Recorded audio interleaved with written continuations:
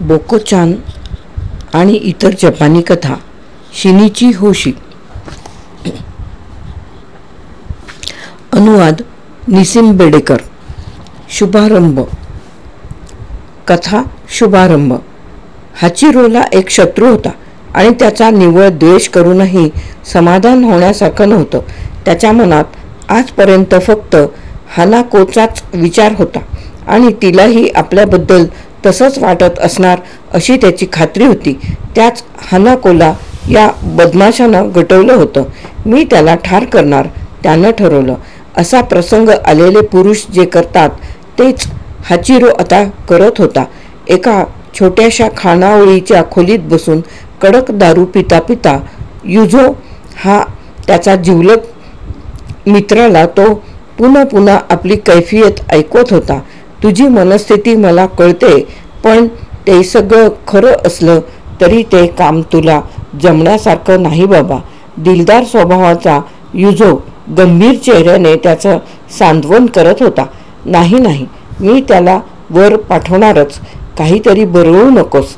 गळा आवळायला म्हटलं तरी नुसत्या हातांनी जमणं कठीण.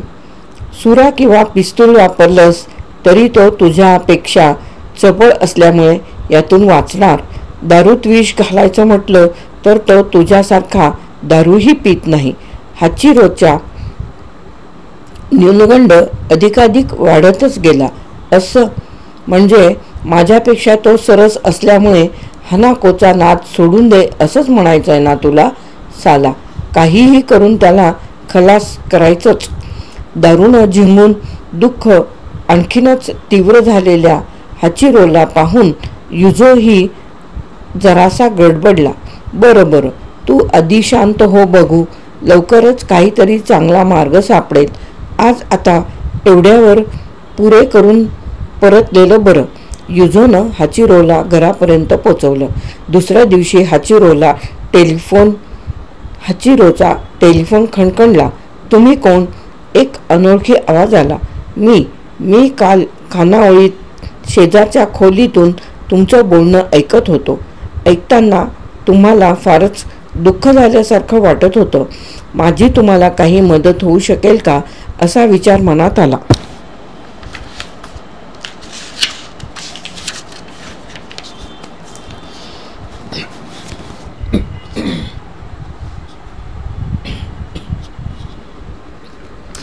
मग मी खानावळवाल्या बाईकडून तुमचं नाव विचारून घेतलं आणि तुम्हाला फोन केला. आता या क्षणी मला मदत होईल फक्त दारूची. ते खरं आहे हो, पण किंवा हानाको परत मिळवून दिलीत तर त्यासाठीच तर मदत. काहीतरी फालतू बोलू नका. तुमचा धंदा तरी काय आहे मारेकरी? काय? हाचिरो जरासा चकित झाला.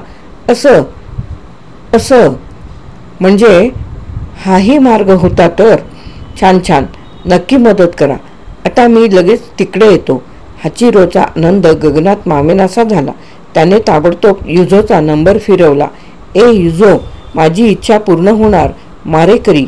हाचिरोनं सर्व हकीकत सांगितली. थांब, तुला तर बोलणी करणंही जमत नाही. सुपारी द्यायची असेल तर आपण हुशारीनं वागलं पाहिजे. नशिबाने त्याने तुझा चेहरा पाहिलेला नाही. तुझ्याऐवजी मीच बोलणी करतो. लगेच येतो. युझो ताबडतोब हजर झाला. आता मी व्यवस्थित घासाघीस करून सुपारी देतो. तू घरामागच्या बागेत जाऊन बस. हाचिरो उठला आणि युझो वाट बघायला लागला. तेवढ्यातच दारावर टकटक झाली आणि दार उघडलं. काही वेळापूर्वी मी फोन केला होता. चौकड्याचा शर्ट घातलेला एक मध्यम वयाचा इसम किंचितसा हसून म्हणाला आणि अदबीनं झुकला.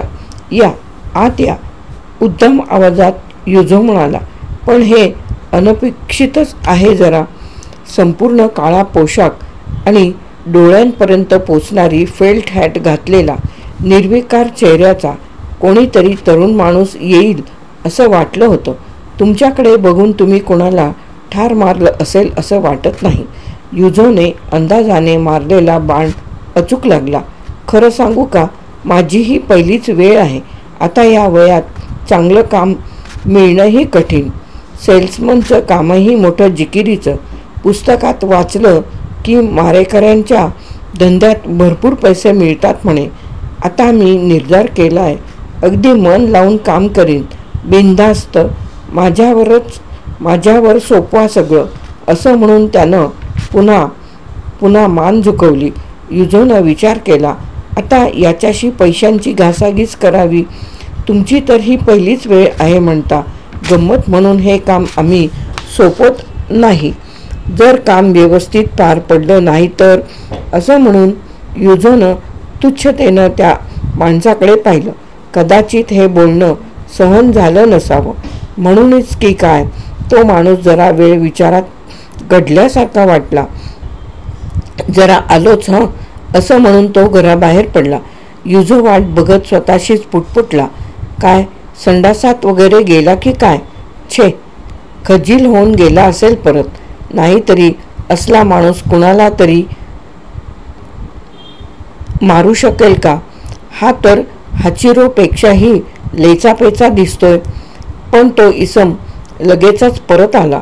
पुन्हा किंचितस हसला आणि आत्मविश्वासानं फुललेल्या चेहऱ्यानं म्हणाला, कसलीही काळजी करू नका, सगळं ठीकठाक होईल. माझ्यावर सोडा, ते बघू. पण कुठे गेला होता? युझोनं विचारलेल्या प्रश्नाला त्याने जराशी मान हलवून उत्तर दिलं. त्याचं काय आहे, मगाशी बोलत असताना मी तसं म्हटलं खरं, पण खरोखर कोणाला ठार मारता येईल की नाही याची मला जरा काळजीच होती. जरा ट्रायल घेऊन बघावं म्हणून या घरामागच्या बागेत एक जण होता, त्याला. कथा समाप्त. शुभारंभ नावाची शिनीची होशी यांची कथा समाप्त.